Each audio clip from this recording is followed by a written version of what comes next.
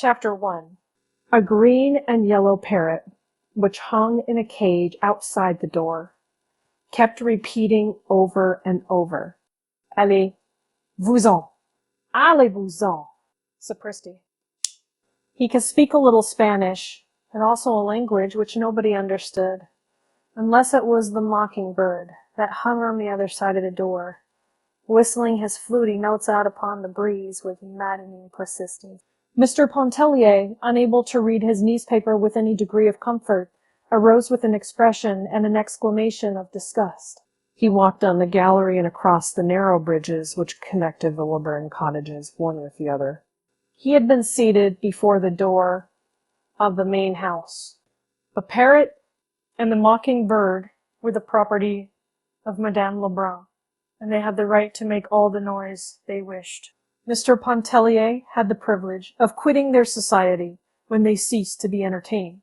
He stopped before the door of his own cottage, which was the fourth one from the main building and next to the last. Seating himself in a wicker rocker which was there, he once more applied himself to the task of reading the newspaper. The day was Sunday. The paper was a day old.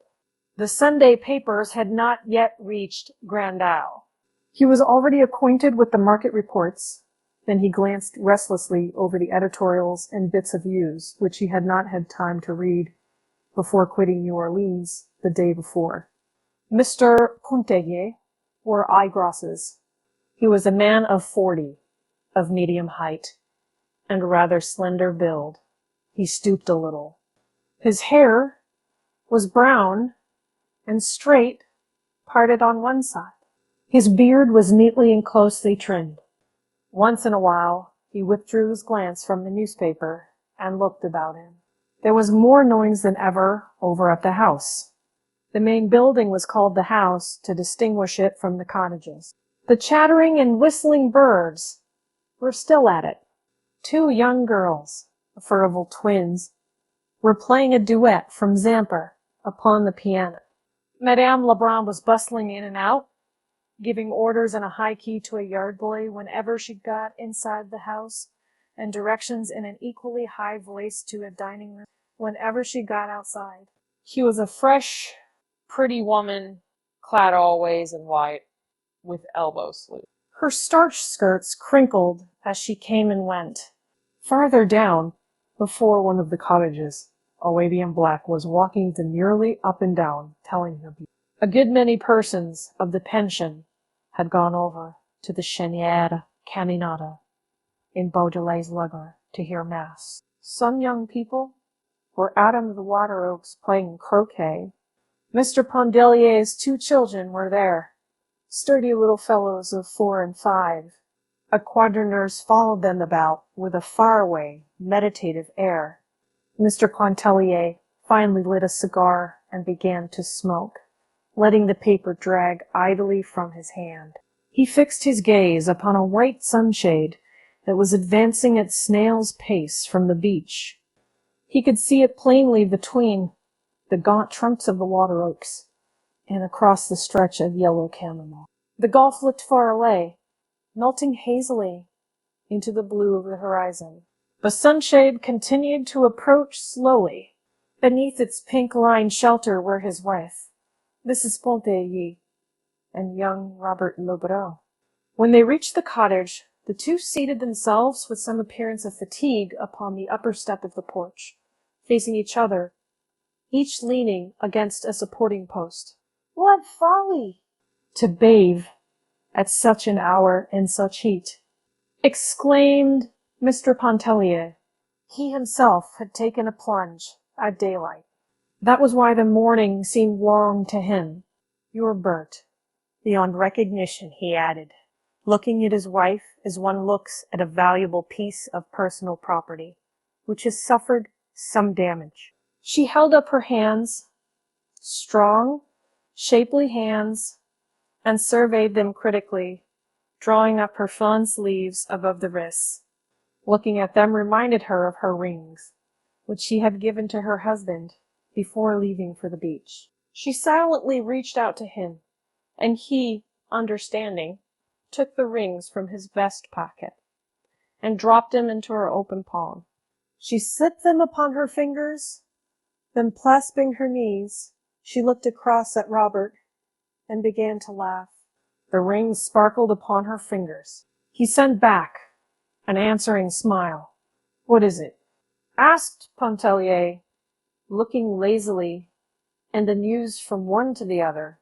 It was some utter nonsense, some adventure out there in the water, and they both tried to relate it at once. It did not seem half so amusing when told. They realized this, and so did Mr. Pontellier.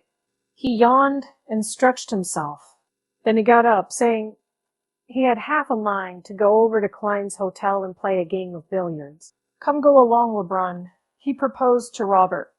But Robert admitted quite frankly that he preferred to stay where he was and talk to Mrs. Pontellier. "Well, send him about his business when he bores you," Edna instructed her husband as he prepared to leave. "Here, take the umbrella," she exclaimed, holding it out to him. He accepted the sunshade, and lifting it over his head, descended the steps and walked away. "Coming back to dinner?" and his wife called after him. He halted a moment and shrugged his shoulders. He felt in his vest pocket. There was a $10 bill there. He did not know. Perhaps he would return for the early dinner, and perhaps he would not. It all depended upon the company, which he found over at Klein's, and the size of the game. He did not say this, but she understood it, and laughed, nodding goodbye to him. Both children wanted to follow their father when they saw him starting out. He kissed them and promised to bring them back bonbons and peanuts. Chapter 2. Mrs. Pontellier's eyes were quick and bright. They were a yellowish brown, about the color of her hair. She had a way of turning them swiftly upon an object, and holding them there as if lost in some inward maze of contemplation or thought. Her eyebrows were a shade darker than her hair. They were thick and almost horizontal, emphasizing the depth of her eyes. She was rather handsome than beautiful. Her face was captivating by reason of a certain frankness of expression and a contradictory subtle play of features. Her manner was engaging. Robert rolled a cigarette. He smoked cigarettes because he could not afford cigars, he said. He had a cigar in his pocket, which Mr. Pontellier had presented him with, and he was saving it for his after-dinner smoke. This seemed quite proper and natural on his part. In coloring, he was not unlike his companion. A clean-shaved face made the resemblance more pronounced than it would otherwise have been. There rested no shadow of care upon his open countenance. His eyes gathered in and reflected the light and languor of the summer day. Mrs. Pontellier reached over for a palm-leaf fan that lay on the porch and began to fan herself, while Robert sent between his lips light puffs from his cigarette. They chatted incessantly about the things around them, their amusing adventure out in the water. It had again assumed its entertaining aspect, about the wind, the trees, the people who had gone to the chênière, about the children playing croquet under the oaks, and the Faribault twins, who were now performing the overture to the Poet and the Peasant. Robert talked a good deal about himself. He was very young and did not know any better. Mrs. Pontellier talked a little about herself for the same reason. Each was interested in what the other said.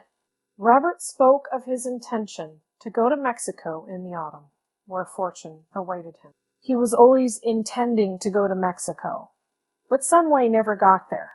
Meanwhile, he held on to his modest position in a mercantile house in New Orleans, where an equal familiarity with English, French, and Spanish gave him no small value as a clerk and correspondent.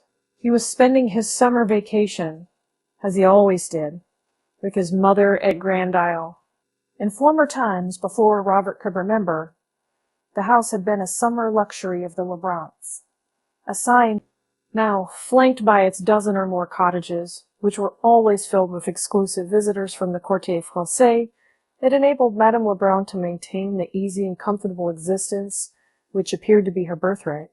Mrs. Pontellier talked about her father's Mississippi plantation, and her girlhood home in the old Kentucky bluegrass country. She was an American woman, with a small infusion of French, which seemed to have been lost in dilution. She read a letter from her sister, who was away in the East and who had engaged herself to be married. Robert was interested and wanted to know what manner of girls the sisters were, what the father was like, and how long the mother had been dead. When Mrs. Pontellier folded the letter, it was time for her to dress for the early dinner. "I see Léonce isn't coming back," she said, with a glance in the direction whence her husband had disappeared. Robert supposed he was not, as there were a good many New Orleans clubmen over at Klein's. When Mrs. Pontellier left him to enter her room, the young man descended the steps and strolled over toward the croquet players, where during the half-hour before dinner he amused himself with the little Pontellier children, who were very fond of him. Chapter 3. It was 11 o'clock that night when Mr. Pontellier returned from Klein's hotel. He was in an excellent humor, in high spirits, and very talkative. His entrance awoke his wife, who was in bed and fast asleep when he came in. He talked to her while he undressed, telling her anecdotes and bits of news and gossip that he had gathered during the day. From his trousers pockets he took a fistful of crumpled banknotes and a good deal of silver coin, which he piled on the bureau indiscriminately with knife, handkerchief, and whatever else happened to be in his pockets. She was overcome with sleep, and answered him with little half-utterances. One, but he thought it very discouraging that his wife, who was the sole object of his existence, evinced so little interest in things which concerned him, and valued so little his conversation. Mr. Pontellier had forgotten the bonbons and peanuts for the boys. Notwithstanding, he loved them very much and went into the adjoining room where they slept to take a look at them and make sure that they were resting comfortably. The result of his investigation was far from satisfactory. He turned and shifted the youngsters about in bed. One of them began to kick, then talk about a basket full of crabs. Mr. Pontellier returned to his wife with the information that Raoul had a high fever and needed looking after. Then he lit a cigar and went and sat near the open door to smoke it. Mrs. Pontellier was quite sure Raoul had no fever. He had gone to bed perfectly well, she said, and nothing had ailed him all day. Mr. Pontellier was too well acquainted with fever symptoms to be mistaken. He assured her the child was consuming at that moment in the next room. He reproached his wife with her inattention, her habitual neglect of the children. If it was not a mother's place to look after children, whose on earth was it? He himself had his hands full with his brokerage business. He could not be in two places at once, making a living for his family on the street and staying at home to see that no harm befell them. He talked a monotonous, insistent way. Mrs. Pontellier sprang out of bed and went into the next room. She soon came back and sat on the edge of the bed, leaning her head down on the pillow. She said nothing and refused to answer her husband when he questioned her. When his cigar was smoked out, he went to bed, and in half a minute he was fast asleep.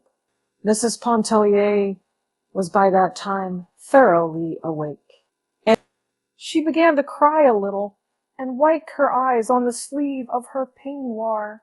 Blowing out the candle, which her husband had left burning, she slipped her bare feet into a pair of satin mules at the foot of the bed and went out on the porch, where she sat down in the wicker chair and began to rock gently to and fro.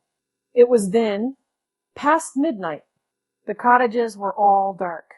A single faint light gleamed out from the hallway of the house. There was no sound abroad, except the hooting of an old owl in the top of a water oak, and the everlasting voice of the sea that was not uplifted at that soft hour. It broke like a mournful lullaby upon the night. The tears came so fast to Mrs. Pontelier's eyes that the damp sleeve of her peignoir no longer served to dry them. She was holding the back of her chair with one hand. Her loose sleeve had slipped almost to the shoulder of her uplifted arm. Turning, she thrust her face, steaming and wet, into the bend of her arm, and she went on crying there, not caring any longer to dry her face, her eyes, her arms. She could not have told why she was crying. Such experiences as the foregoing were not uncommon in her married life. They seemed never before to have weighed much against the abundance of her husband's kindness and a uniform devotion, which had come to be tacit and self-understood. An indescribable oppression, which seemed to generate in some unfamiliar part of her consciousness, filled her whole being with a vague anguish. It was like a shadow, like a mist, passing across her soul's summer day. It was strange and unfamiliar. It was a mood. She did not sit there inwardly upbraiding her husband, lamenting at fate, which had directed her footsteps to the path which they had taken. She was just having a good cry all to herself. The mosquitoes made merry over her, biting her firm, round arms and nipping at her bare insteps. The little stinging, buzzing imps succeeded in dispelling a mood which might have held her there in the darkness half a night longer. The following morning, Mr. Pontellier was up in good time to take the rockaway, which was to convey him to the steamer at the wharf. He was returning to the city to his business, and they would not see him again at the island till the coming Saturday. He had regained his composure, which seemed to have been somewhat impaired the night before. He was eager to be gone, as he looked forward to a lively week in Caramelette Street. Mr. Pontellier gave his wife half of the money which he had brought away from Klein's hotel the evening before. She liked money as well as most women, and accepted it with no little satisfaction. "They will buy a handsome wedding present for Sister Janet," she exclaimed, smoothing out the bills as she counted them one by one. "Oh, we'll treat Sister Janet better than that, my dear." He laughed as he prepared to kiss her good-bye. The boys were tumbling about, clinging to his legs, imploring that numerous things be brought back to them. Mr. Pontellier was a great favorite, and ladies, men, children, even nurses, were always on hand to say good-bye to him. His wife stood smiling and waving, the boy shouting, as he disappeared in the old rockaway down the sandy road. A few days later, a box arrived for Mrs. Pontellier from New Orleans. It was from her husband. It was filled with friandises, with luscious and toothsome bits, the finest of fruits, pâtés, a rare bottle or two, delicious syrups, and bonbons in abundance. Mrs. Pontellier was always very generous with the contents of such a box. She was quite used to receiving them when away from home. The pâtés and fruit were brought to the dining room, the bonbons were passed around, and the ladies, selecting with dainty and discriminating fingers and a little greedily, all declared that Mr. Pontellier was the best husband in the world. Mrs. Pontellier was forced to admit that she knew of none better.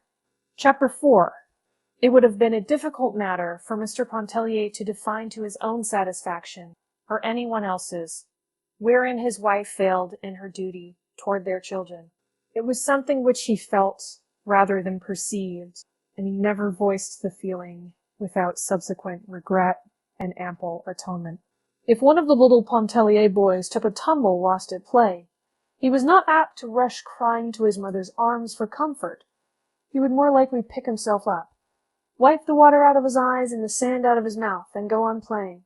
Tots as they were, they pulled together and stood their ground in childish battles with doubled fists and uplifted voices, which usually prevailed against the other mother tots. The quadroon nurse was looked upon as a huge encumbrance, only good to button up waists and panties and to brush and part hair. since it seemed to be a law of society, the hair must be parted and brushed. In short, Mrs. Pontellier was not a mother woman. The mother women seemed to prevail that summer at Grand Isle. It was easy to know them, fluttering about with extended protecting wings when any harm, real or imaginary, threatened their precious. They were women who idolized their children, worshipped their husbands, and esteemed it a holy privilege to efface themselves as individuals and grow wings as ministering angels. Many of them were delicious in the role. One of them was the embodiment of every womanly grace and charm. If her husband did not adore her, he was a brute, deserving of death by slow torture. Her name was Adele Ratignolle. There are no words to describe her, save the old ones that have served so often to picture the bygone heroine of romance and the fair lady of our dreams. There was nothing subtle or hidden about her charms, proclaiming and apparent. The blue eyes that were like nothing but sapphires, two lips that pouted, that were so red would confer. She was growing a little stout, but it did not seem to detract an iota from the grace of every step, pose, gesture.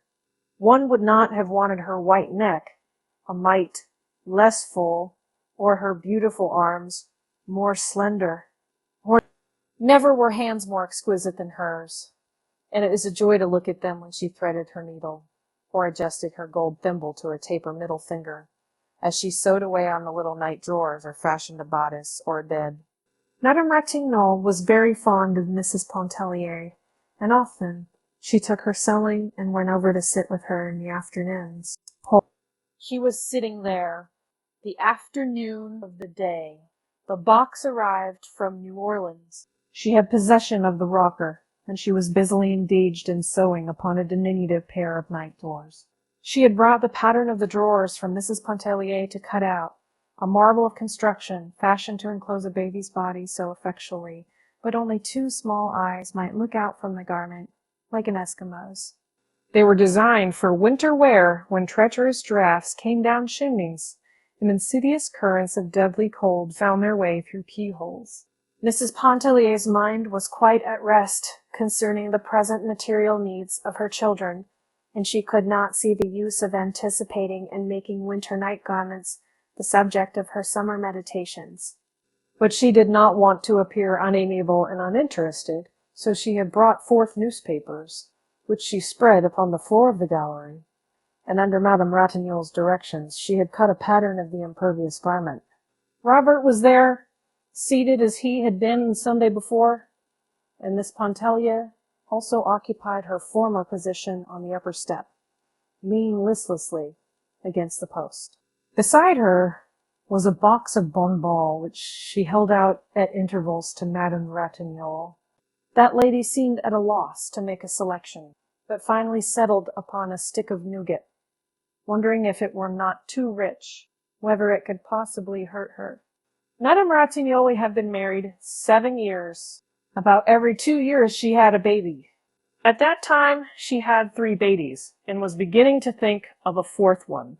She was always talking about her condition. Her condition was in no way apparent, and no one would have known a thing about it, but for her persistence in making it the subject of conversation. Robert started to reassure her, asserting that he had known a lady who had subsisted upon nougat during the entire.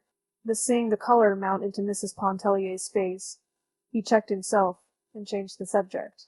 Mrs. Pontellier, though she had married a Creole, was not thoroughly at home in the society of Creoles. Never before had she been thrown so intimately among them. There were only Creoles that summer at Legrand's. They all knew each other, and felt like one large family, among whom existed the most amicable relations. A characteristic which distinguished them, and which impressed Mrs. Pontellier most forcibly, was their entire absence of prudery. Their freedom of expression was at first incomprehensible to her, though she had no difficulty in reconciling it with a lofty chastity, which in the Creole woman seems to be inborn and unmistakable. Never would Edna Pontellier forget the shock with which she heard Madame Ratignolle relating to old Monsieur Farival the heroine's story of one of her accouchements, withholding no intimate detail. She's growing accustomed to like shocks, but she could not keep the maddening color back from her cheeks.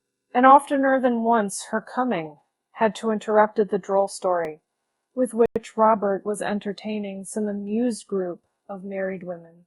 A book had gone the rounds of the pension. When it came her turn to read it, she did so with profound astonishment. She felt moved to read the book in secret and solitude, though none of the others had done so, to hide it from view at the sound of approaching footsteps. It was openly criticized and freely discussed, and Mrs. Pontellier gave over being astonished and concluded that wonders would never cease. Chapter 5. They formed a congenial group, sitting there that summer afternoon. Madame Ratignolle sewing away, often stopping to relate a story or incident with much expressive gesture of he had lived in her shadow during the past month. No one thought anything of it. Many had predicted that Robert would devote himself to Mrs. Pontellier when he arrived. Since the age of 15, which was 11 years before, Robert each summer at Grand Isle had constituted himself the devoted attendant of some fair dame or damsel. Sometimes it was a young girl, again a widow, but as often as not, it was some interesting married woman. For 2 consecutive seasons, he lived in the sunlight of Mademoiselle Devine's presence. But she died between summers. Then Robert posed as an inconsolable, prostrating himself at the feet of Madame Ratignolle for whatever crumbs of sympathy and comfort she might be pleased to vouchsafe. Miss Pontellier liked to sit and gaze at her fair companion, as she might look upon a faultless Madonna. Could anyone fathom the cruelty beneath that fair exterior? Murmured Robert. She knew that I adored her once, and she let me adore her. It was, Robert, come, go, stand up, sit down, do this, do that, see if the baby sleeps, my thimble please, that I left God knows where. Come and read Dog Day to me while I sew. Par example, I never had to ask. You were always there under my feet like a troublesome cat. Mean, like an adoring dog. And just as soon as Ratignolle appeared on the scene, then it was like a dog. Passez! Adieu. Allez-vous-en. Perhaps I feared to make Alphonse jealous, she interjoined with excessive naivete. That made them all laugh. The right hand jealous of the left, the heart jealous of the soul. But for that matter, the Creole husband is never jealous. With him, the gangrene passion is one which has become dwarfed by disuse. Meanwhile, Robert, addressing Mrs. Pontellier, continued to tell of his one-time hopeless passion for Madame Ratignolle, of sleepless nights, of consuming flames till the very sea sizzled when he took his daily, while the lady at the needle kept up a little running, contemptuous comment. Blagueur, farceur, gros bête, va. He never assumed this seriocomic tone when alone with Mrs. Pontellier. She never knew precisely what to make of it. At that moment, it was impossible for her to guess how much of it was jest and what proportion was earnest. It was understood, but he had often spoken words of love to Madame Ratignolle, without any thought of being taken seriously. Mrs. Pontellier was glad he had not assumed a similar role toward herself. It would have been unacceptable and annoying. Mrs. Pontellier had brought her sketching materials, which she sometimes dabbled with in an unprofessional way. She liked the dabbling. She felt in it satisfaction of a kind which no other employment afforded her. She had long wished to try herself on Madame Ratignolle. Never had that lady seemed a more tempting subject than at that moment, seated there like some sensuous Madonna, with the gleam of the fading day enriching her splendid color. Robert crossed over and seated himself upon the step below Mrs. Pontellier, that he might watch her work.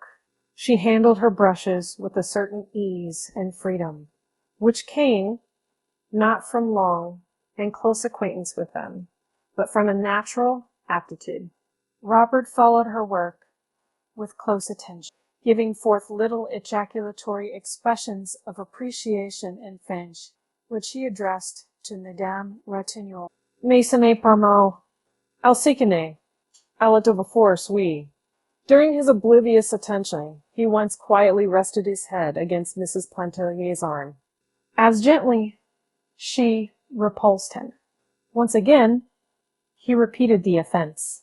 She could not but believe it to be thoughtlessness on his part, yet that was no reason she should submit to it. She did not remonstrate, except again to repulse him quietly but firmly. He offered no apology. The picture completed bore no resemblance to Madame Ratignolle. He was greatly disappointed to find that it did not look like her, but it was a fair enough piece of work, and in many respects satisfying. Mrs. Pontellier evidently did not think so. After surveying the sketch critically, she drew a broad smudge of paint across its surface and crumpled the paper between her hands. The youngsters came tumbling up the steps, the quadroon following at the respectful distance which they required her to observe. Mrs. Pontellier made them carry her paints and things into the house. She sought to detain them for a little talk and some pleasantry, but they were greatly in earnest. They had only come to investigate the contents of the bonbon box. They accepted without murmuring what she chose to give them, each holding out 2 chubby hands, scoop-like, in the vain hope that they might be filled, and then away they went. The sun was low in the west, and the breeze soft and languorous that came up from the south, charged with the seductive odor of the sea. Children freshly befurbelowed were gathering for their games under the oaks. Their voices were high and penetrating. Madame Ratignolle folded her sewing, placing thimble, scissors, and thread all neatly together in the roll, which she pinned securely. She complained of faintness. Mrs. Pontellier flew for the cologne water and a fan. She bathed Madame Ratignolle's face with cologne, while Robert plied the fan with unnecessary vigor. The spell was soon over, and Mrs. Pontellier could not help wondering if there were not a little imagination responsible for its origin, for the rose tint has never faded from her friend's face. She stood, watching the fair woman walk down the long line of galleries with the grace and majesty which queens are sometimes supposed to possess. Her little ones ran to meet her. 2 of them clung about her white skirts. The third she took from its nurse, and with 1,000 endearments bore it along in her own fond, encircling arms, though, as everybody well knew, the doctor had forbidden her to lift so much as a pin. "Are you going bathing?" asked Robert of Mrs. Pontellier. It was not so much a question as a reminder. "Oh no," she answered, with a tone of indecision. "I'm tired. I think not." Her glance wandered from his face away toward the gulf, whose sonorous murmur reached her, like a loving but imperative entreaty. "Oh, come," he insisted.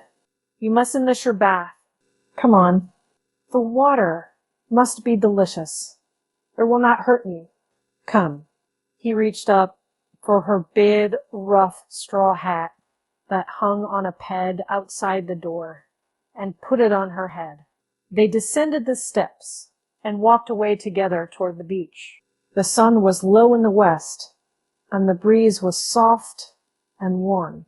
Chapter 6. Edna Pontellier could not have told why, wishing to go to the beach with Robert, she should in the first place have declined, and in the second place have followed in obedience to one of the 2 contradictory impulses which impelled her. A certain light was beginning to dawn dimly within her, the light which, showing the way, forbids it. At that early period, It served but to bewilder her. It moved her to dreams, to thoughtfulness, to the shadowy anguish which had overcome her the midnight when she had abandoned herself to tears. In short, Mrs. Pontellier was beginning to realize her position in the universe as a human being, and to recognize her relations as an individual to the world within and about her. This may seem like a ponderous weight of wisdom to descend upon the soul of a young woman of 28. Perhaps more wisdom than the Holy Ghost is usually pleased to vouchsafe to any woman.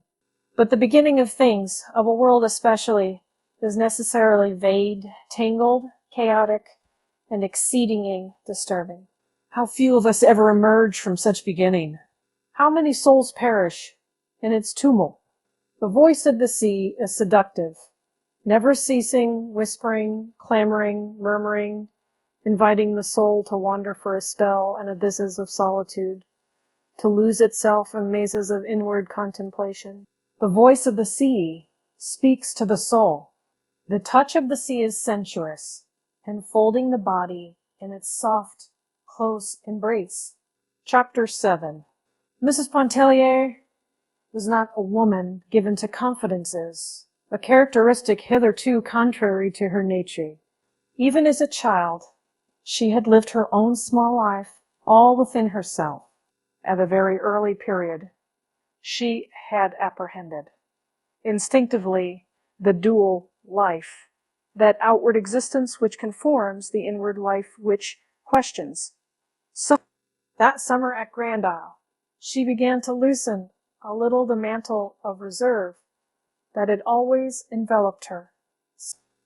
There must have been influences, both subtle and apparent, working in their several ways to induce her to do this. But the most obvious was the influence of Adèle Ratignolle.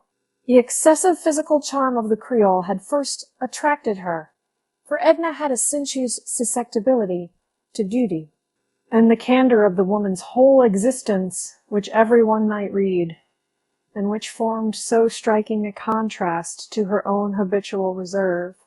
This might have furnished a link.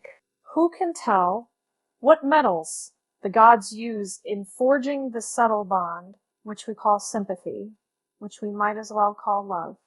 The two women went away one morning to the beach together, arm in arm, under the huge white sunshade. Edna had prevailed upon Madame Ratignolle to leave the children behind, though she could not induce her to relinquish a diminutive roll of needlework, which Adèle begged to be allowed to slip into the depths of her pocket. In some unaccountable way, they had escaped from Robert.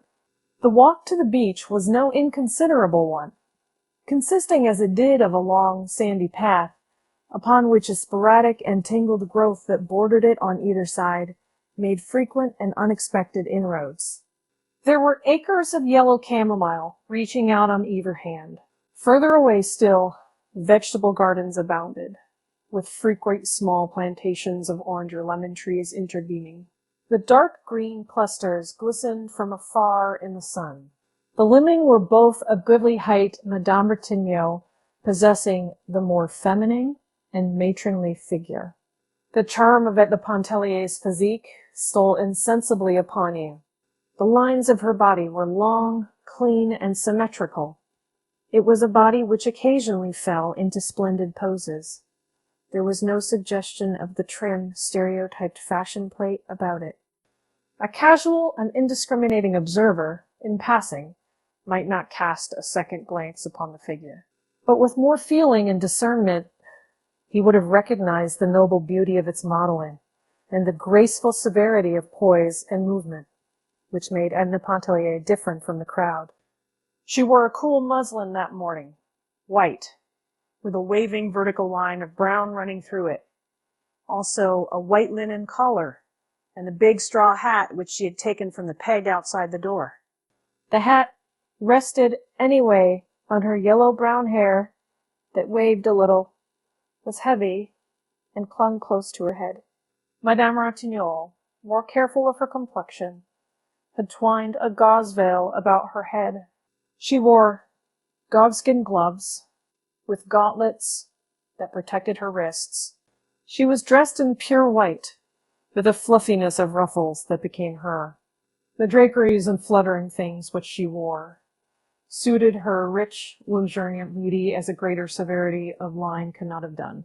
There were a number of bathhouses along the beach, of rough but solid construction, built with small, protecting galleries facing the water. Each house consisted of 2 compartments, and each family at Lebrun's possessed a compartment for itself, fitted out with all the essential paraphernalia of the bath and whatever other conveniences the owners might desire. The 2 women had no intention of bathing. They had just strolled down to the beach for a walk, and to be alone and near the water.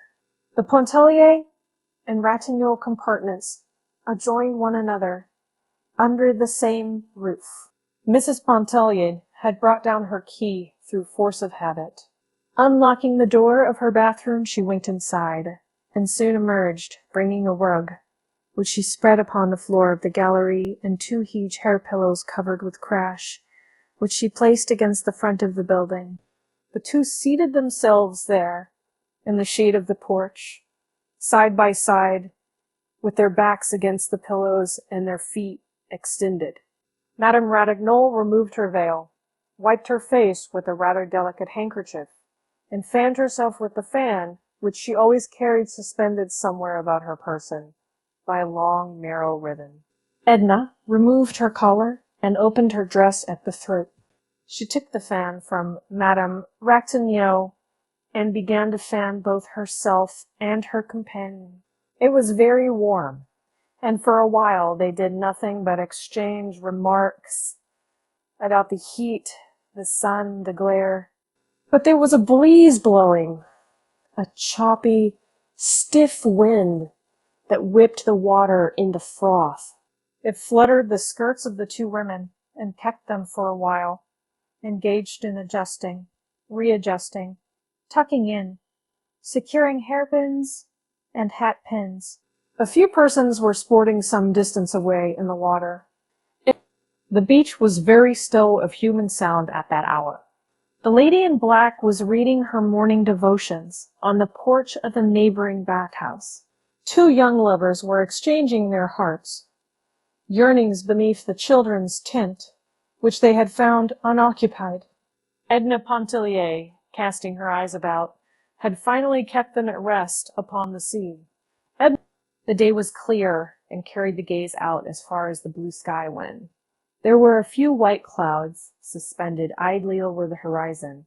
A lateen sail was visible in the direction of Cat Island, and others to the south seemed almost motionless in the far distance. Of whom? Of what are you thinking? Asked Adele of her companion, whose countenance she had been watching with a little amused attention, arrested by the absorbed expression which seemed to have seized and fixed every feature into a statuesque repose. Nothing, returned Mrs. Pontellier with a start, adding at once, how stupid. But it seems to me it is the reply we make instinctively to such a question. Can you see, she went on, throwing back her head and narrowing her fine eyes till they shone like 2 vivid points of light. Let me see. I was really not conscious of thinking of anything, but perhaps I can retrace my thoughts. Never mind. Left, Madame Ratignolle. I'm not quite so exacting.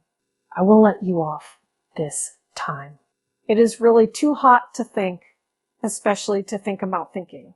But for the fun of it, persisted Edna. First of all, the sight of the water stretching so far away, those motionless sails against the blue sky made a delicious picture that I just wanted to sit and look at. The hot wind beating in my face made me think, without any connection that I can trace of a summer day in Kentucky, of a matter that seemed as big as the ocean to the very little girl walking through the grass, which was higher than her waist. She threw out her arms as if swimming when she walked, eating the tall grass as one strikes out in the water. Oh, I see the connection now. Where were you going that day in Kentucky? Walking through the grass. I don't remember now. I was just walking diagonally. across a big field. My sunbonnet obstructed the view. I could see only the stretch of green before me, and I felt as if I must walk on forever, without coming to the end of it. I don't remember whether I was frightened or pleased. I must have been entertained. Likely as not, it was Sunday. She laughed, and I was running away from prayers, from the Presbyterian service, read in a spirit of gloom by my father. It chills me yet to think of. And have you been running away from prayers ever since? And ma chère, asked Madame Ratignolle, amused. No! Oh no! Edna hastened to say, I was a little unthinking child in those days, just following a misleading impulse without question. On the contrary, during one period of my life, religion took a firm hold upon me. After I was 12 and until, why, I suppose until now, though I never thought much about it, just driven along by habit. But do you know, she broke off, turning her quick eyes upon Madame Ratignolle and leaning forward a little, so as to bring her face quite close to that of her companion. Sometimes I feel this summer as if I were walking through the green meadow again, idly, aimlessly, unthinking and unguided. Madame Ratignolle laid her hand over that of Mrs. Pontellier, which was near her. Seeing that the hand was not withdrawn, she clasped it firmly and warmly. She even stroked it a little, fondly, with the other hand, murmuring in an undertone, pauvre chérie. The action was at first a little confusing to Edna, but she soon lent herself readily to the Creole's gentle caress. She was not accustomed to an outward and spoken expression of affection, either in herself or in others. She and her younger sister Janet had quarreled a good deal through force of unfortunate habit. Her older sister, Margaret, was matronly and dignified, probably from having assumed matronly and housewifery responsibilities too early in life, their mother having died when they were quite young. Margaret was not effusive. She was practical. Edna had had an occasional girlfriend, but whether accidentally or not, they seemed to have been all of one type, the self-contained. She never realized that the reserve of her own character had much, perhaps everything, to do with this. Her most intimate friend at school had been one of rather exceptional intellectual gifts, who wrote fine-sounding essays, which Edna admired and strove to imitate. This made important to start. Edna often wondered at one propensity which sometimes had inwardly disturbed her without causing any outward show or manifestation on her part. At a very early age, perhaps it was, when she traversed the ocean of waving grass, she remembered that she had been passionately enamored of a dignified and sad-eyed cavalry officer who visited her father in Kentucky. She could not leave his presence when he was there, nor remove her eyes from his face, which was something like Napoleon's, with a lock of black hair failing across the forehead. But the cavalry officer melted imperceptibly out of her existence. At another time, her affections were deeply engaged by a young gentleman who visited a lady on a neighboring plantation. And it was after they went to Mississippi to live. The young man was engaged to be married to the young lady, and they sometimes called upon Margaret, driving over of afternoons in a buggy. Edna was a little miss, just emerging into her teens, and the realization that she herself was nothing to the engaged young man was a bitter affliction to her. But he too went the way of dreams. She was a grown young woman when she was overtaken by what she supposed to be the climax of her fate. It was when the face and figure of a great tragedian began to haunt her imagination and stir her senses. The persistence of the infatuation lent it an aspect of genuineness. The hopelessness of it colored it with the lofty tones of a great passion. The picture of the tragedian stood and framed upon her desk. Anyone may possess the portrait of a tragedian without exciting suspicion or comment. This was a sinister reflection which she cherished. In the presence of others, she expressed admiration for his exalted gifts as she handed the photograph around and dwelt upon the fidelity of the likeness. When alone, she sometimes picked it up and kissed the cold glass passionately. Her marriage to Léonce Pontellier was purely an accident, in this respect resembling many other marriages which masquerade as the decrees of fate. It was in the midst of her secret great passion that she met him. He fell in love, as men are in the habit of doing, and pressed his suit with an earnestness and an ardor which left nothing to be desired. He pleased her. His absolute devotion flattered her. She fancied there was a sympathy of thought and taste between them, in which fancy she was mistaken. Add to this the violent opposition for the sister of her father and her sister Margaret to her marriage with a Catholic, and we need seek no further for the motives which led her to accept Monsieur Pontellier for her husband. The acme of bliss, which would have been a marriage with the tragedian, was not for her in this world. As the devoted wife of a man who worshipped her, she felt she would take her place with a certain dignity in the world of reality, closing the portals forever behind her upon the realm of romance. But it was not long before the tragedian had gone to join the cavalry officer, and the engaged young man and a few others, and Edna found herself face to face with the realities. She grew fond of her husband, realizing with some unaccountable satisfaction that no trace of passion or excessive and fictitious warmth colored her affection, thereby threatening its dissolution. She was fond of her children in an uneven, impulsive way. She would sometimes gather them passionately to her heart. She would sometimes forget them.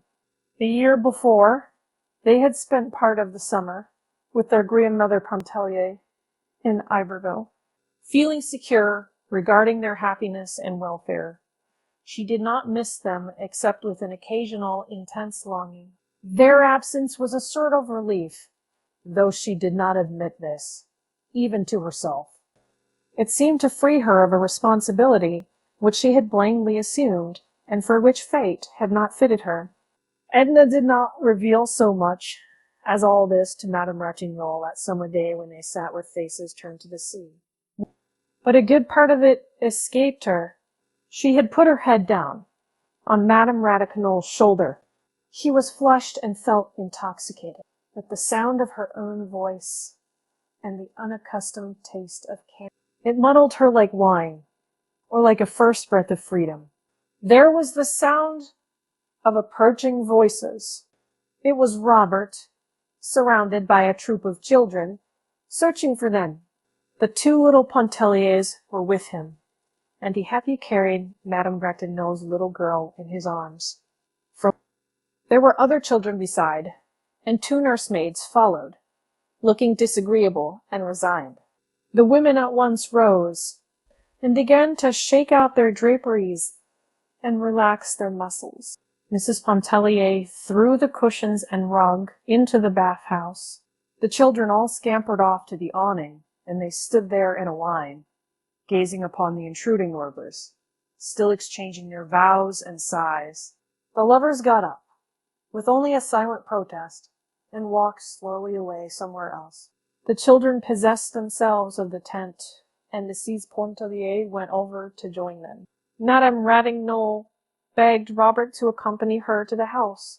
She complained of cramp in her limbs and stiffness of the joints. She leaned draggingly upon his arm as they walked. Chapter 8. Do me a favor, Robert, spoke the pretty woman at his side, almost as soon as she and Robert had started their slow, homeward way.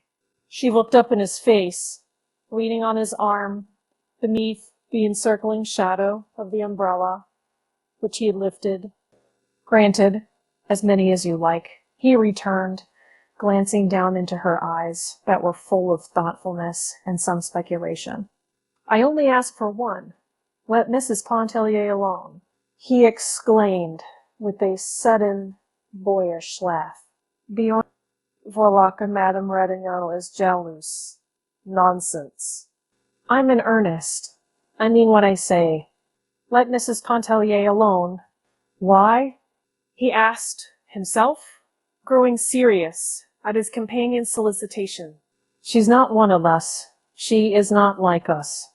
She might make the unfortunate blunder of taking you seriously. His face flushed with annoyance, and taking off his soft hat, he began to beat it impatiently against his leg as he walked. Why shouldn't she take me seriously? He demanded sharply. Am I a comedian, a clown, a jack-in-the-box? Why shouldn't she? You Creoles, I have no patience with you. Am I always to be regarded as a feature of an amusing program? I hope Mrs. Pontellier does take me seriously. I hope she has discernment enough to find in me something besides the blagger. If I thought there was any doubt? Oh, enough. Robert? She broke into his heated outburst. You are not thinking of what you are saying. You speak with about as little reflection as we might expect from one of those children down there, playing in the sand. If your attentions to any married women here were ever offered with any intention of being convincing, you would not be the gentleman we all know you to be, and you would be unfit to associate with the wives and daughters of the people who trust you. Madame Ratignolle had spoken what she believed to be the law and the gospel. The young man shrugged his shoulders impatiently. Oh, well, that isn't it. Slamming his hat down vehemently upon his head. You ought to feel that such things are not flattering to say to a fellow. Should our whole intercourse consist of an exchange of compliments? Ma foi, it isn't pleasant to have a woman tell you, he went on, and heaving in, but breaking off suddenly. Now, if I were like Arabin, you remember Alkay, Arabin, and that story of the consul's wife at Biloxi. And he related the story of Alce Arobin and the consul's wife, and another about the tenor of the French opera, who received letters which should never have been written, and still other stories, grave and gay, till Mrs. Pontellier and her possible propensity for taking young men seriously was apparently forgotten. Madame Ratignolle, when they had regained her cottage, went in to take the hour's rest, which she considered helpful. Before leaving her, Robert begged her pardon for the impatience, he called it rudeness, with which he had received her well-meant caution. You made one mistake, Ado, he said, with a light smile. There is no earthly possibility of Mrs. Pontellier ever taking me seriously. You should have warned me against taking myself seriously. Your advice might then have carried some weight and given me subject for some reflection. Au revoir. But you look tired, he added solicitously. Would you like a cup of bouillon? Shall I stir you a toddy? Let me mix you a toddy with a drop of Angostura. She acceded to the suggestion of bouillon, which was grateful and acceptable. He went himself to the kitchen, which was a building apart from the cottages and lying to the rear of the house, and he himself brought her the golden brown bouillon in a dainty Sèvres cup with a flaky cracker or two on the saucer. She thrust a bare, white arm from the curtain, which shielded her open door, and received the cup from his hand. She told him he was a bon garçon, and she meant it. Robert thanked her and turned away toward the house. The lovers were just entering the grounds of the pension. They were leaning toward each other as the water oaks bent from the sea. There was not a particle of earth beneath their feet. Their heads might have been turned upside down. So Absolutely did they tread upon blue ether. The lady in black, creeping behind them, looked a trifle paler and more jaded than usual. There was no sign of Mrs. Pontellier and the children. Robert scanned the distance for any such apparition. They would doubtless remain away till the dinner hour. The young man ascended to his mother's room. It was situated at the top of the house, made up of odd angles, and a queer, sloping ceiling. Two broad dormer windows looked out towards the gulf, and as far across it as a man's eye might reach. Only the furnishings of the room were light, cool, and practical. Madame Lebrun was busily engaged at the sewing machine. A little black girl sat on the floor, and with her hairs, worked the treadle of the machine. The Creole woman does not take any chances which may be avoided of imperiling her health. Robert went over and seated himself on the broad sill of one of the dormer windows. He took a book from his pocket and began energetically to read it, judging by the precision and frequency with which he turned the leaves. The sewing machine made a resounding clatter in the room. It was a ponderous bygone make. In the lulls, Robert and his mother exchanged bits of desultory conversation. Where is Mrs. Pontellier? Down at the beach with the children. I promised to lend her the Goncourt. Don't forget to take it down when you go. It's there on the bookshelf over the small table. Clatter, clatter, clatter, bang, for the next 5 or 8 minutes. Where is Victor going with the Rockaway? The Rockaway? Victor? Yes, down there in front. He seems to be getting ready to drive away somewhere. Call him? Clatter, clatter, clatter.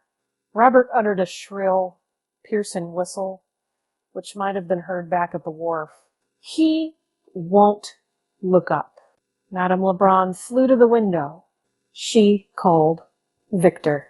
She waved a handkerchief and called again.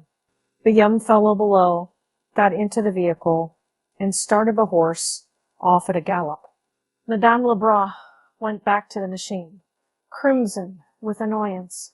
Victor was the younger son, and brother Tato, Monte, with a temper which invited violence, and a will which no axe could break. Whenever you say the word, I'm ready to thrash any amount of reason into him that he's able to hold. If your father had only lived, clatter, clatter, clatter, clatter, bang. It was a fixed belief with Madame Lebrun that the conduct of the universe and all things pertaining thereto would have been manifestly of a more intelligent and higher order had not Monsieur Lebrun been removed to other spheres during the early years of their married life. What do you hear from Montel? Montel was a middle-aged gentleman whose vain ambition and desire for the past 20 years had been to fill the void which Monsieur Lebrun's taking off had left in the Lebrun household. Clatter, clatter, bang, clatter. I have a letter somewhere. Looking in the machine drawer and finding the letter in the bottom of the work basket. He says to tell you he will be in Vera Cruz the beginning of next month. Clatter, clatter. And if you still have the intention of joining him, bang, clatter, clatter, bang. Why didn't you tell me so before, Mother? You know I wanted clatter, clatter, clatter, clatter. Do you see Mrs. Pontellier starting back with the children? She will be in late to luncheon again. She never starts to get ready for luncheon till the last minute. Clatter, clatter. Where are you going? Right. Where did you say the Goncourt was? Chapter 9. Every light in the hall was ablaze. Every lamp turned as high as it could be without smoking the chimney or threatening explosion. The lamps were fixed at intervals against the wall, encircling the whole room. Someone had gathered orange and lemon branches, and with these fashioned graceful festoons between. The dark green of the branches stood out and glistened against the white muslin curtains, which draped the windows and which puffed, floated, and flapped at the capricious will of a stiff breeze that swept up from the Gulf. It was Saturday night, a few weeks after the intimate conversation held between Robert and Madame Ratignolle on their way from the beach. An unusual number of husbands, fathers, and friends had come down to stay over Sunday, and they were being suitably entertained by their families, with the material help of Madame Lebrun.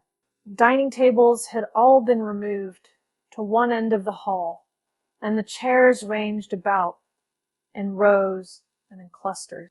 Each little family group had had its say and exchanged its domestic gossip earlier in the evening.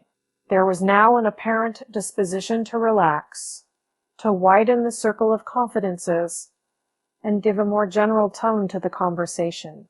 Many of the children had been permitted to sit up beyond their usual bedtime. A small band of them were lying on their stomachs on the floor, looking at the colored sheets of the comic papers which Mr. Pontellier had brought down. The little Pontellier boys were permitting them to do so and making their authority felt. Music, dancing, and a recitation or two were the entertainments furnished, or rather offered, but there was nothing systematic about the program. No appearance of prearrangement, nor even premeditation. At an early hour in the evening, the Farival twins were prevailed upon to play the piano. They were girls of 14, always clad in the Virgin's colors, blue and white, having been dedicated to the Blessed Virgin at their baptism. They played a duet from Zampa, and at the earnest solicitation of everyone present, followed it with the overture to the poet and the peasant. Allez-vous-en. Sapristi, shrieked the parrot outside the door. He was the only being present. He possessed sufficient candor to admit that he was not listening to these gracious performances for the first time that summer. Old Monsieur Farival, grandfather of the twins, grew indignant over the interruption, and insisted upon having the bird removed and consigned to regions of darkness. Victor Lebrun objected, and his decrees were as immutable as those of fate. The parrot fortunately offered no further interruption to the entertainment, the whole venom of his nature apparently having been cherished up and hurled against the twins in that one impetuous outburst. Later, a young brother and sister gave recitations, which everyone present had heard many times at winter evening entertainments in the city. A little girl performed a skirt dance in the center of the floor. The mother played her accompaniments, and at the same time watched her daughter with greedy admiration and nervous apprehension. She need to have had no apprehension. The child was mistress of the situation. She had been properly dressed for the occasion in black tulle and black silk tights. Her little neck and arms were bare, and her hair, artificially crimped, stood out like fluffy black plumes over her head. Her poses were full of grace, and her little black shod toes twinkled as they shot out and upward with a rapidity and suddenness which were bewildering. But there was no reason why everyone should not dance. Madame Ratignolle could not, so it was she who gaily consented to play for the others. She played very well, keeping excellent waltz time, and infusing an expression into the strains which was indeed inspiring. She was keeping up her music on account of the children. She said because she and her husband both considered it a means of brightening the home and making it attractive. Almost every one danced but the twins, who could not be induced to separate during the brief period when one or the other should be whirling around the room in the arms of a man. They might have danced together, but they did not think of it. The children were sent to bed. Some went submissively, others with shrieks and protests as they were dragged away. They have been permitted to sit up till after the ice cream, which naturally marked the limit of human indulgence. The ice cream was passed around with cake, gold and silver cake, arranged on platters in alternate slices. It had been made and frozen during the afternoon back of the kitchen by two black women, under the supervision of Victor. That great success. Excellent if it had only contained a little less vanilla or a little more sugar. If it had been frozen a degree harder, and if the salt might have been kept out of portions of it. Victor was proud of his achievement, and went about recommending it, and urging everyone to partake of it to excess. Mrs. Pontellier had danced twice with her husband, once with Robert, once with Monsieur Ratignolle, who was thin and tall and swayed like a reed in the wind when he danced. She went out on the gallery and seated herself on the low window-sill, where she commanded a view of all that went on in the hall, and could look out towards the gulf. There was a soft effulgence in the east. A moon was coming up, and its mystic shimmer was casting a million lights across the distant, restless water. "Would you like to hear Mademoiselle Reisz play?" asked Robert, coming out on the porch where she was. Of course Edna would like to hear Mademoiselle Reisz play, but she feared it would be useless to entreat her. "I'll ask her," he said. "I'll tell her that you want to hear her. She likes you. She will come." He turned and hurried away to one of the far cottages, where Mademoiselle Reisz was shuffling away. She was driving the chair in and out of her room, and at intervals objecting to the crying of a baby, which a nurse in the adjoining cottage was endeavoring to put to sleep. She was a disagreeable little woman, no longer young, who had quarreled with almost every one, owing to a temper which was self-assertive and a disposition to trample upon the rights of others. Robert prevailed upon her without any too great difficulty. She entered the hall with him during a lull in the dance. She made an awkward, imperious little bow as she went in. She was a homely woman, with a small weazen face and body and eyes that glowed. She had absolutely no taste in dress, and wore a batch of rusty black lace, with a bunch of artificial violets pinned to the side of her hair. "Ask Mrs. Pontellier what she would like to hear me play," she requested of Robert. She sat perfectly still before the piano, not touching the keys, while Robert carried her message to Edna at the window. A general air of surprise and genuine satisfaction fell upon everyone as they saw the pianist enter. There was a settling down and a prevailing air of expectancy everywhere. Edna was a trifle embarrassed at being thus signaled out for the imperious little woman's favor. She would not dare to choose, and begged that Mademoiselle Reisz would please herself in her selections. Edna was what she herself called very fond of music. Musical strains, well rendered, had a way of evoking pictures in her mind. She sometimes liked to sit in the room of mornings when Madame Ratignolle played or practiced. One piece, which that lady played Edna, had entitled Solitude. It was a short, plaintive, minor strain. The name of the piece was something else, but she called it Solitude.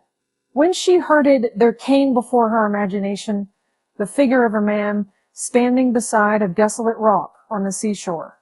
He was naked. His attitude was one of hopeless resignation, as he looked toward a distant bird, winging its flight away from him. Another piece called to her mind a dainty young woman, clad in an empire gown, taking mincing, dancing steps as she came down a long avenue between tall hedges. Again, another reminded her of children at play, and still another of nothing on earth but a demure lady stroking a cat. The very first chords which Mademoiselle Reisz struck upon the piano sent a keen tremor down Mrs. Pontellier's spinal column. It was not the first time she had heard an artist at the piano. Perhaps it was the first time she was ready. Perhaps the first time her being was tempered to take an impress of the abiding truth. She waited for the material pictures which she thought would gather and blaze before her imagination. She waited in vain. She saw no pictures of solitude, of hope, of longing, or of despair, but the very passions themselves were aroused within her soul, swaying it, lashing it, as the waves daily beat upon her splendid body. She trembled, she was choking, and the tears blinded her. Mademoiselle had finished. She arose, and, bowing her stiff, lofty bow, she went away, stopping for neither thanks nor applause. As she passed along the gallery, she patted Edna upon the shoulder. "Well, how did you like my music?" she asked. The young woman was unable to answer. She pressed the hand of the pianist convulsively. Mademoiselle Reisz perceived her agitation and even her tears. She patted her again upon the shoulder as she said, "You are the only one worth playing for. Those others? Bah!" And she went shoveling and sidling on down the gallery toward her room. But she was mistaken about those others. Her playing had aroused a fever of enthusiasm. What passion! What an artist! Now, I have always said no one could play Chopin like Mademoiselle Reisz. I have Mademoiselle Reisz. That last prelude. God, bon Dieu, it shakes a man.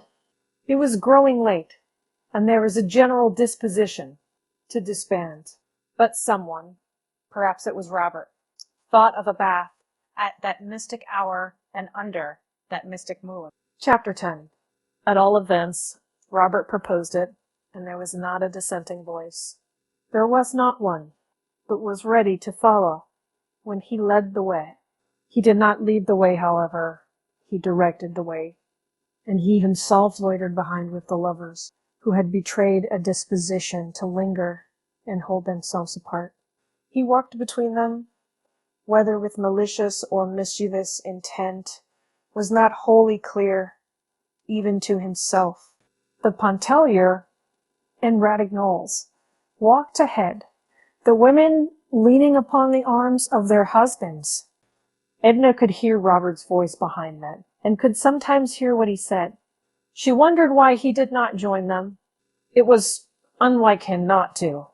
Of late he had sometimes held away from her for an entire day, redoubling his devotion upon the next and the next, as though to make up for hours that had been lost.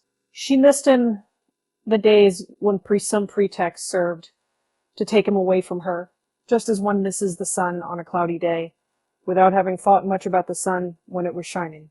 The people walked in little groups toward the beach. They talked and laughed. Some of them sang. There was a band playing down at Clem's hotel, and the strains reached them faintly, tempered by the distance. There were strange, rare odors abroad, a tangle of the sea smell and of weeds and damp, new-prod earth mingled with the heavy perfume of a field of white blossoms somewhere near. But the night sat lightly upon the sea, in the land. There was no weight of darkness. There were no shadows. The white light of the moon had fallen upon the world like the mystery and the softness of sleep. Most of them walked into the water, as though into a native element. The sea was quiet now, and swelled lazily in broad billows that melted into one another, and did not break except upon the beach in little foamy crests that coiled back like slow, light serpents. Edna had attempted all summer to learn to swim. She had received instructions from both the men and women, in some instances from the children. Robert had pursued a system of lessons almost daily, and he was nearly at the point of discouragement in realizing the futility of his efforts. A certain ungovernable dread hung about her when in the water, unless there was a hand nearby that might reach out and reassure. But that night she was like the little tottering, stumbling, clutching child who of a sudden realizes its powers and walks for the first time alone, boldly and with overconfidence. She could have shouted for joy. She did shout for joy, as with a sweeping stroke or two, she lifted her body to the surface of the water. A feeling of exultation overtook her, as if some power of significant import had been given her to control the working of her body and her soul. She grew daring and reckless, overestimating her strength.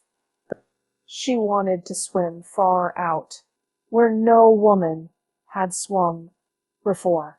Her unlooked-for achievement was the subject of wonder, applause, and admiration. Each one congratulated himself that his special teachings had accomplished this desired end. How easy it is, she thought. It is nothing, she said aloud. Why did I not discover before that it was nothing? Think of the time I've lost splashing about, like a baby. She would not join the groups in their sports and bouts, but intoxicated with her newly conquered power, she swam out alone. She turned her face seaward to gather in an impression of space and solitude, which the vast expanse of water, meeting and melting with the moonlit sky, conveyed to her excited fancy.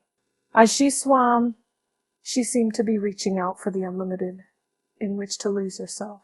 Once she turned and looked toward the shore, toward the people she had left there. She had not gone any great distance. That is what would have been a great distance for an experienced swimmer. But to her unaccustomed vision, the stretch of water behind her assumed the aspect of a barrier, which her unaided strength would never be able to overcome. A quick vision of death smote her soul, and for a second of time appalled and enfeebled her senses.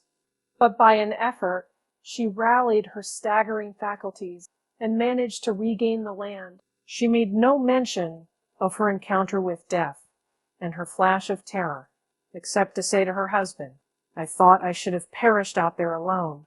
"You were not so very far, my dear. I was watching you," he told her. Edna went at once to the bath-house, and she had put on her reclothes and was ready to return home before the others had left the water. She started to walk away alone. They all called to her and shouted to her. She waved a dissenting hand and went on, paying no further heed to their renewed cries, which sought to detain her. "Sometimes I am tempted to think that Mrs. Pontellier is capricious," said Madame Lebrun, who was amusing herself immensely and feared that Edna's abrupt departure might put an end to the pleasure. "I know she is," assented Mr. Pontellier. "Sometimes, not often." Edna had not traversed a quarter of the distance on her way home before she was overtaken by Robert. "Did you think I was afraid?" she asked him, without a shade of annoyance. "No, I knew you weren't afraid." "Then, why did you come? Why didn't you stay out there with the others?" "I never thought of it." "Thought of what?" "Of anything." "What difference does it make?" "I'm very tired," she uttered, complainingly. "I know you are.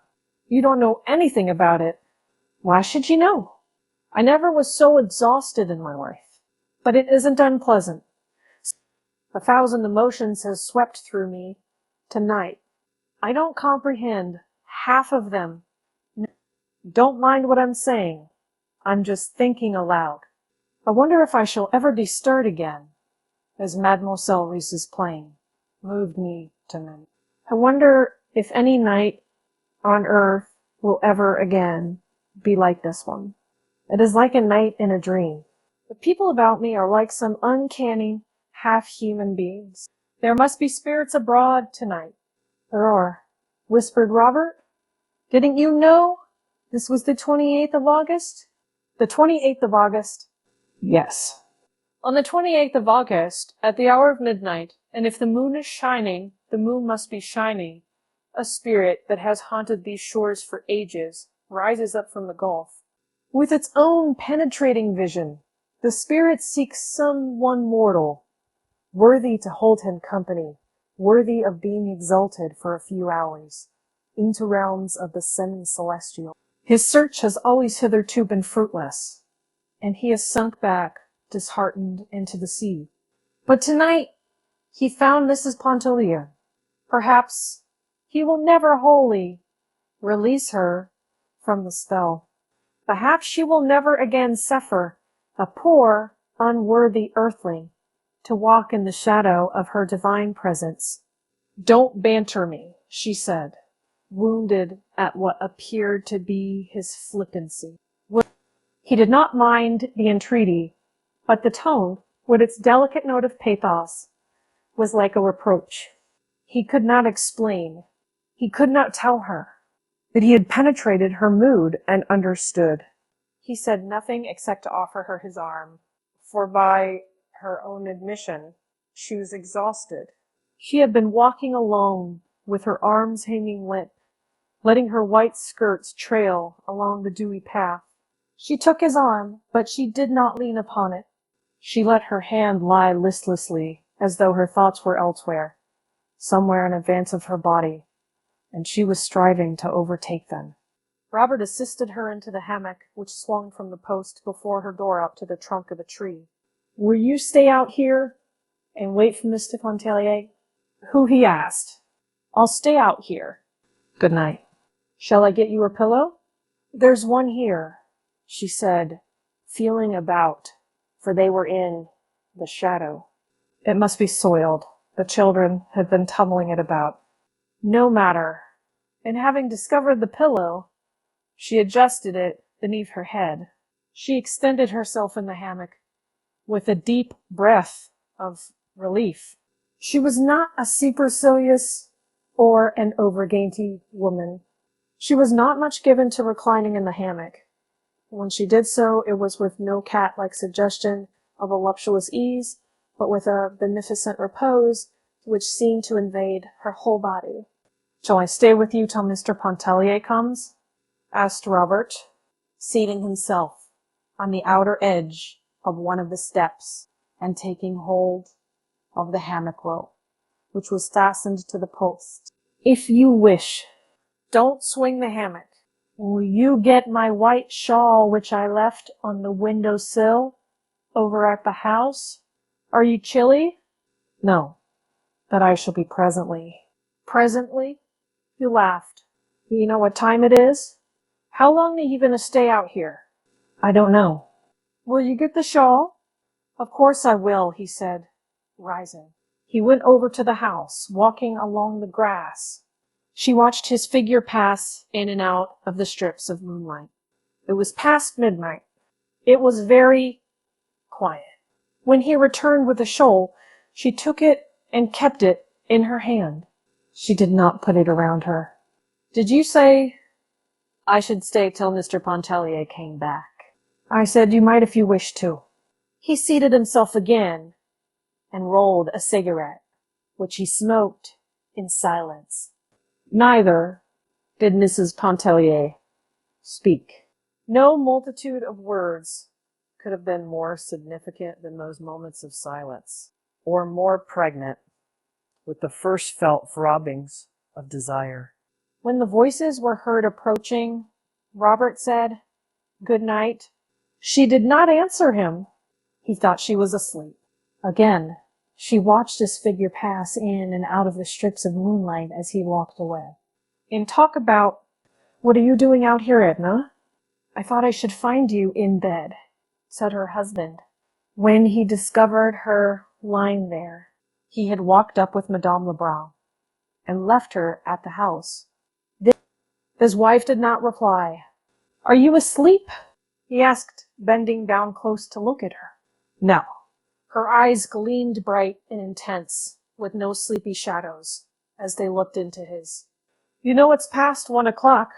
Come on. And he mounted the steps and went into their room.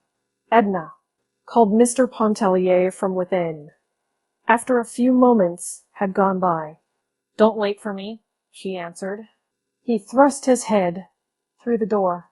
You will take cold out there, he said, irritably. What folly is this? Why don't you come in? It isn't cold. I have my shawl. The mosquitoes will devour you. There are no mosquitoes. She heard him moving about the room, every sound indicating impatience and irritation. Another time, She would have gone in at his request. She would, through habit, have yielded to his desire, not with any sense of submission or obedience to his compelling wishes, but unthinkingly, as we walk, move, sit, stand, go through the daily treadmill of the life which has been portioned out to us. Edna, dear, are you not coming in soon? He asked again, this time fondly, with a note of entreaty. No, I am going to stay out here. This is more than folly, he blurted out. I can't permit you to stay out there all night. You must come in the house instantly. With a writhing motion, she settled herself more securely in the hammock. She perceived that her will had blazed up, stubborn and resistant. She could not at that moment have done other than denied and resisted. She wondered if her husband had ever spoken to her like that before, and if she had submitted to his command. Of course she had. She remembered that she had. But she could not realize why or how she should have yielded, feeling as she then did. Leonce, go to bed, she said. I mean to stay out here. I don't wish to go in, and I don't intend to. Don't speak to me like that again, and I shall not answer you. Mr. Pontellier had prepared for bed, but he slipped on an extra garment.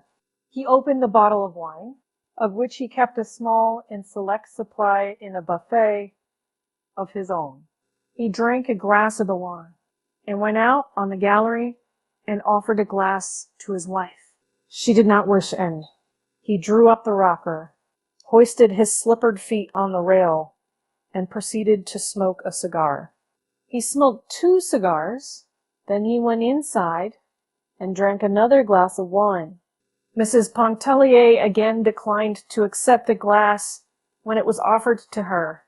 Mr. Pontellier once more seated himself with elevated feet, and after a reasonable interval of time, smoked some more cigars. Edna began to feel like one who awakens gradually out of a dream, a delicious, grotesque, impossible dream, to feel again the realities pressing into her soul. The physical need for sleep began to overtake her. The exuberance which had sustained and exalted her spirit left her helpless and yielding to the conditions which crowded her in. The stillest hour of the night had come, the hour before dawn, when the world seems to hold its breath.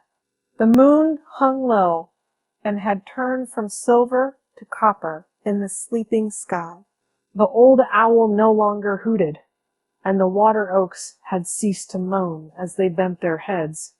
Edna arose, cramped from lying so long, and still in the hammock. She tottered up the steps, clutching feebly at the post before passing into the house. Are you coming in, Léonce? Is some... she asked, turning her face toward her husband. Yes, dear, he answered, with a glance following a misty puff of smoke. Quote, just as soon as I have finished my cigar. Chapter 12. She slept but a few hours. They were troubled and feverish hours, disturbed with dreams that were intangible, that eluded her, leaving only an impression upon her half-awakened senses of something unattainable. She was up and dressed in the cool of the early morning. The air was invigorating and steadied somewhat her faculties. However, she was not seeking refreshment or help from any source, either external or from within. She was blindly following whatever impulse moved her, as if she had placed herself in alien hands for direction, and freed her soul of responsibility. Most of the people at that early hour were still in bed and asleep. A few, who intended to go over to the Cheniere for Mass, were moving about. The lovers who had laid their plans the night before were already strolling toward the wharf. The lady in black, with her Sunday prayer book, velvet and gold clasped, and her Sunday silver beads, was following them at no great distance. Old Monsieur Fariba was up, and was more than half inclined to do anything that suggested itself. He put on his big straw hat, and taking his umbrella from the stand in the hall, followed the lady in black, never overtaking her. The little Negro girl who worked Madame Urbain's sewing machine was sweeping the galleries with long, absent-minded strokes of the broom. Edna sent her up into the house to awaken Robert. Tell him that I'm going to the ID Chaudière. The boat is ready. Tell him to hurry. He had soon joined her. She had never sent for him before. She had never asked for him. She had never seemed to want him before. She did not appear conscious that she had done anything unusual in commanding his presence. He was apparently equally unconscious of anything extraordinary in the situation, but his face was suffused with a quiet glow when he met him. We went together back to the kitchen to drink coffee. There was no time to wait for any nicety of service. They stood outside the window. And the cook passed them their coffee and a roll, which they drank and ate from the window-sill. Edna said it tasted good. She had not thought of coffee, nor of anything. He told her he had often noticed that she lacked forethought. Wasn't it enough to think of going to the Chaudière and waking you up? She laughed. Do I have to think of everything, as Leonce says, when he's in a bad humor? I don't blame him. He'd never be in a bad humor if it weren't for me. We took a shortcut across the sands. At a distance, they could see the curious procession moving toward the wharf, the lovers shoulder to shoulder, creeping, the lady in black gaining steadily upon them. Robert knew the girl, and he talked to her a little in the boat. No one present understood what they said. Her name was Mariakita. She had a round, sly, piquant face and pretty black eyes. Her hands were small, and she kept them folded over the handle of her basket. Her feet were broad and coarse. She did not strive to hide them. Edna looked at her feet and noticed the sand and slime between her brown toes. Baudelaire grumbled because Mariquita was there, taking up so much room. In reality, he was annoyed at having old Monsieur Harival, who considered himself the better sailor of the two. But he would not quarrel with so old a man as Monsieur Farival, so he quarreled with Mariquita. The girl was deprecatory at one moment, appealing to Robert. She was saucy the next, moving her head up and down, making eyes at Robert, and making mouths at Baudelaire. The lovers were all alone. They saw nothing. They heard nothing. The lady in black was counting her beads for the third time. Old Monsieur Farival talked incessantly of what he knew about handling a boat, and of what Baudelaire did not know on the same subject. Edna liked it all. She looked Mariquita up and down from her ugly brown toes to her pretty black eyes and back again. Why does she look at me like that? Inquired the girl of Robert. Maybe she thinks you are pretty. Shall I ask her? Now, is she your sweetheart? She's a married lady and has 2 children. Oh, well, Francisco ran away with Silvano's wife, who had 4 children. They took all his money and one of the children and stole his boat. Shut up. Does she understand? Oh, hush. Are those 2 married over there, leaning on each other? Of course not, laughed Robert. Of course not, echoed Mariquita, with a serious, confirmatory bob of the head. The sun was high up and beginning to bite. The swift breeze seemed to Edna to bury the sting of it into the pores of her face and hairs. Robert held his umbrella over her. As they went cutting sidewise through the water, the sails bellied taut with the wind, filling and overflowing them. Old Monsieur Farival laughed sardonically at something as he looked at the sails, and Baudelaire swore at the old man under his breath. Sailing across the bay, to the cheniere of Edna felt as if she were being borne away from some anchorage which had held her fast, whose chains had been loosening. Robert spoke to her incessantly. He no longer noticed Mariquita. The girl had shrimps in her bamboo basket. They were covered with Spanish moss. She beat the moss down impatiently and muttered to herself sullenly. "Let us go to Grande-Terre tomorrow," said Robert in a low voice. "What shall we do there?" "Climb up the hill to the old fort, and look at the little wriggling gold snakes, and watch the lizards sun themselves." She gazed away toward Grande-Terre, and thought she would like to be alone there with Robert, in the sun, listening to the ocean's roar, and watching the slimy lizards writhe in and out of the ruins of the old fort. "And the next day, or the next, we can sail to the Bayou Brulot," he went on. "What shall we do there?" "Anything. Cast bait for fish." "No, we'll go back to Grande-Terre." "Let the fish alone." "We'll go wherever you like," he said. "I'll have Tony come over and help me patch and trim my boat. We shall not need Beaudelet nor anyone." "Are you afraid of the pirogue?" "Oh, no." "Then I'll take you some night in the pirogue when the moon shines. Maybe your Gulf spirit will whisper to you in which of these islands the treasures are hidden, direct you to the very spot, perhaps, and in a day we should be rich." She laughed. "I'd give it all to you, the pirate gold and every bit of treasure we could dig up. I think you would know how to spend it.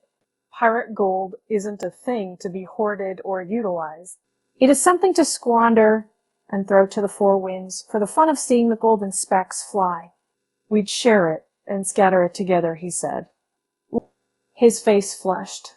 They all went together up to the quaint little Gothic church of Our Lady of Lourdes, gleaming all brown and yellow with paint in the sun's glare. Only Beaudelet remained behind, tinkering in his boat, and Mariquita walked away with her basket of shrimps, casting a look of childish ill-humor and reproach at Robert from the corner of her eye. Chapter 13. A feeling of oppression and drowsiness overcame Edna during the service. Her head began to ache, and the lights on the altar swayed before her eyes.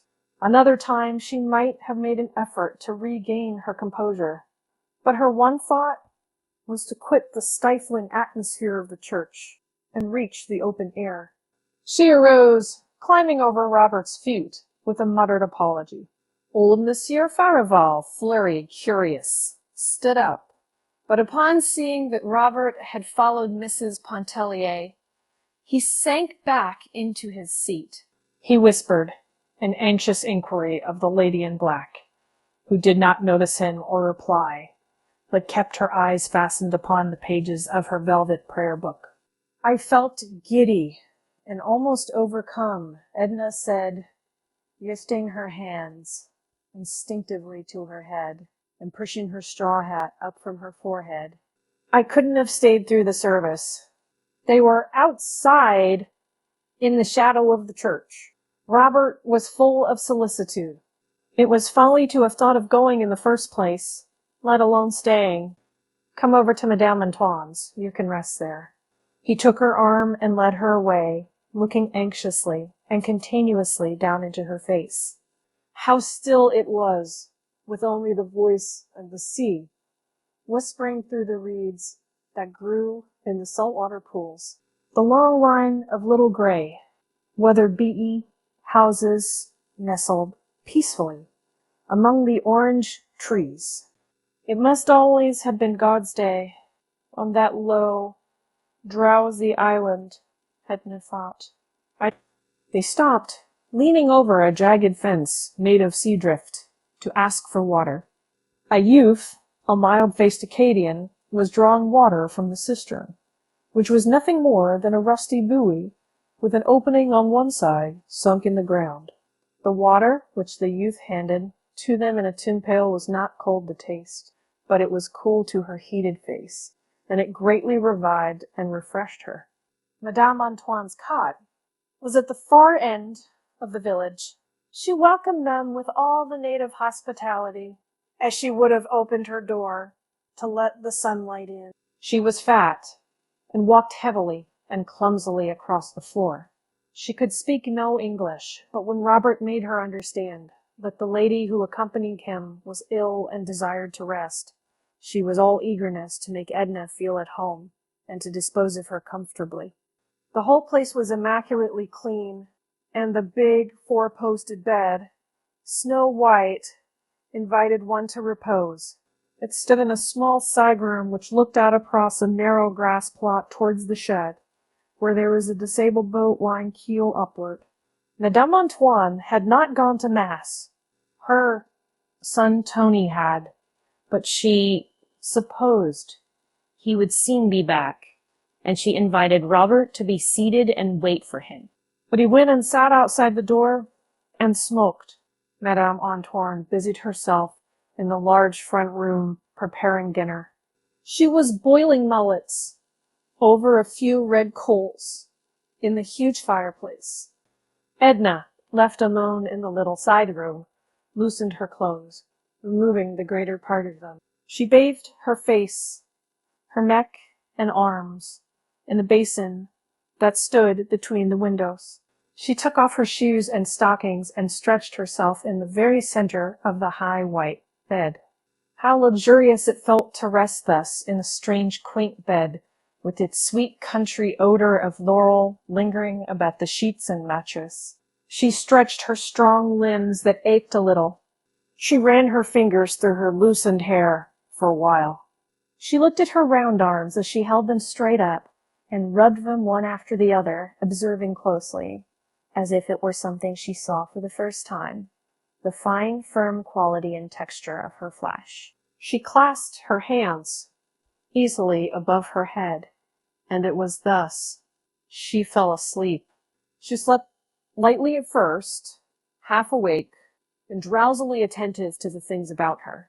She could hear Madame Antoine's heavy scraping tread as she walked back and forth on the sanded floor.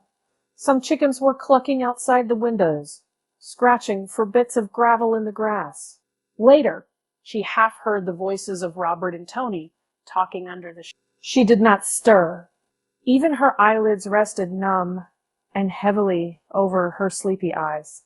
The voices went on, Tony's slow, Acadian drawl, Robert's quick, soft, smooth French. She understood French imperfectly, unless directly addressed, and the voices were only part of the other drowsy, muffled sounds, lulling her senses. When Edna awoke, it was with the conviction that she had slept long and soundly. The voices were hushed under the shed. Madame Antoine's step was no longer to be heard in the adjoining room. Even the chickens had gone elsewhere to scratch and cluck. The mosquito bar was drawn over her. The old woman had come in while she slept and let down the bar.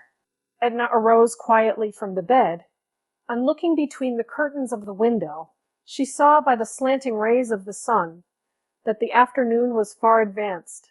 Robert was out there under the shed, reclining in the shade against the sloping keel of the overturned boat.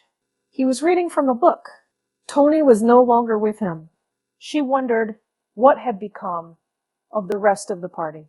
She peeped out at him 2 or 3 times as she stood washing herself in the little basin between the windows.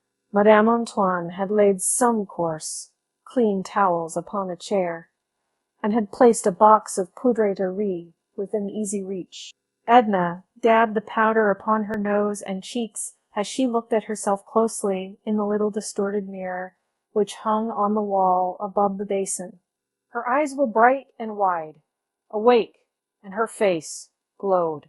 When she had completed her toilet, she walked into the adjoining room. She was very hungry. No one was there, but there was a cloth spread upon a table that stood against the wall, and a cover was laid for one, with a crusty brown loaf and a bottle of wine beside the plate. Edna bit a piece from the brown loaf, tearing it with her strong white teeth. She poured some of the wine into the glass and drank it down. Then she went softly out of doors, and plucking an orange from the low-hanging bough of a tree, threw it at Robert, who did not know she was awake and up. An illumination broke over his whole face when he saw her, and joined her under the orange tree. "How many years have I slept?" she inquired. "The whole island seems changed. A new race of beings must have sprung up, leaving only you and me as past relics. How many ages ago did Madame Antoine and Tony die? And when did our people from Grand Isle disappear from the earth?" He familiarly adjusted a ruffle upon her shoulder. "You have slept precisely 100 years. I was left here to guard your slumbers.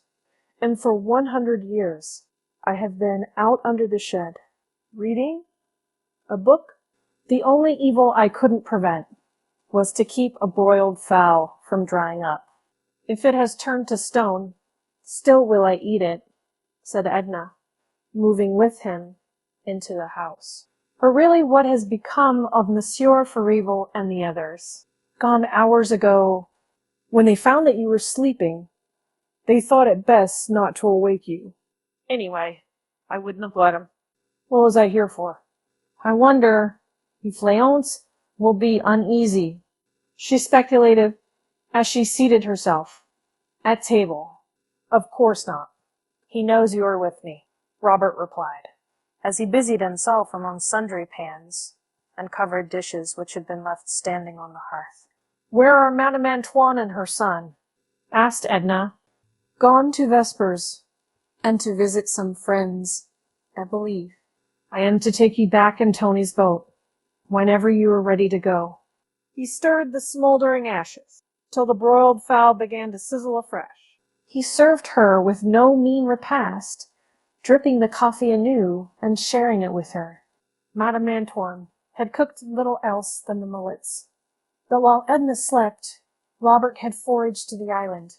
He was childishly gratified to discover her appetite, and to see the relish with which she ate the food which he had procured for her. "Shall we go right away?" she asked, after draining her glass and brushing together the crumbs of the crusty loaf. "The sun isn't as low as it will be in 2 hours, he answered. "The sun will be gone in 2 hours. Well, let it go. Who cares?" They waited a good while under the orange trees, till Madame Antoine came back, panting, waddling, with 1,000 apologies to explain her absence. Tony did not dare to return. He was shy, and would not willingly face any woman except his mother. It was very pleasant to stay there under the orange trees, while the sun dipped lower and lower, turning the western sky to flaming copper and gold. The shadows lengthened and crept out like stealthy, grotesque monsters across the grass. Edna and Robert both sat upon the ground. That is, he lay upon the ground beside her, occasionally picking at the hem of her muslin gown. Just Madame Antoine seated her fat body, broad and squat, upon a bench beside the door. She had been talking all the afternoon, and had wound herself up to the storytelling pitch. And what stories she told them! But twice in her life she had left the Cheniere Caminada, and then for the briefest span. All her years she had squatted and waddled there upon the island, gathering legends of the Baratarians and the sea. The night came on, with the moon to lighten it. Edna could hear the whispering voices of dead men, and the click of muffled gold. When she and Robert stepped into Tony's boat with the red lateen sail, misty spirit forms were prowling in the shadows and among the reeds, and upon the water were phantom ships speeding to Coven. Chapter 14. The youngest boy, Etienne, had been very naughty, Madame Ratingole said, as she delivered him into the hands of his mother. He had been unwilling to go to bed, and had made a scene, whereupon she had taken charge of him, and pacified him as well as she could. Raoul had been in bed and asleep for 2 hours. The youngster was in his long white nightgown, that kept tripping him up as Madame Ratignolle led him along by the hand. With the other chubby fist, he rubbed his eyes, which were heavy with sleep and ill humor. Edna took him in her arms and, seating herself in the rocker, began to coddle and caress him, calling him all manner of tender names, soothing him to sleep. It was not more than 9 o'clock. No one had yet gone to bed but the children. Léas had been very uneasy at first, Madame Ratignolle said, and had wanted to start at once for the Cheniere. But Monsieur Farival had assured him that his wife was only overcome with sleep and fatigue, that Tony would bring her safely back later in the day, and he had thus been dissuaded from crossing the bay. He had gone over to Klein's, looking up some cotton broker whom he wished to see in regard to securities, exchanges, stocks, bonds, or something of the sort. Madame Ratignolle did not remember what. He said he would not remain away late.